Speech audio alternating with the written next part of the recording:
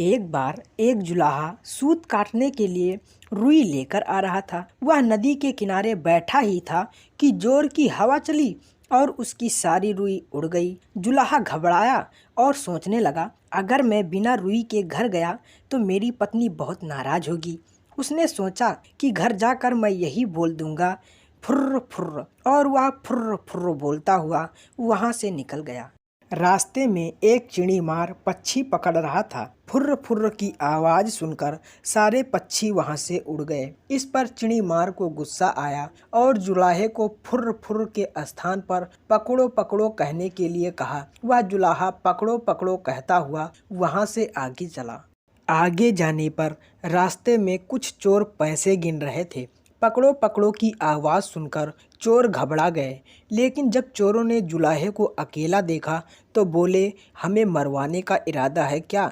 आगे से तुम ये कहना कि इसे रखो, ढेरों लाओ, समझे? जुलाहा ये कहता हुआ आगे चला जा रहा था। जब वह शमशान के पास से गुजर रहा था तो वहाँ गांव वाले शव जला रहे थे।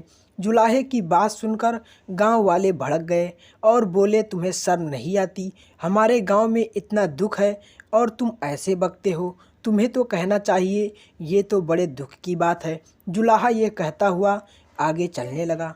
कुछ देर चलने के बाद वह एक बारात के पास से गुजरा। जब बारातियों ने उसे कहते सुना, ये तो बड़े दुख की बात है, तो बाराती उसको पीटने के लिए आगे आ गए। लेकिन जुलाहे की सफाई सुनकर बाराती रुक गए और उसे यह कहने के लिए कहा, भाग्य में हो तो ऐसा सुख मिले। जुलाहा यही कहता हुआ आगे चल पड़ा। कुछ देर बाद रात हो चली। उसकी पत्नी ने कहा था, जहाँ अंधेरा हो जाए वहीं सो जाना। जुलाहा काफ़ी थक गया था, इसीलिए वह वहीं सो गया। सुबह उठा तो देखा उसकी पत्नी उसे पीटने के लिए तैयार थी। वह पत्नी को देखते ही बोला, भाग्य में हो तो ऐसा सुख मिले।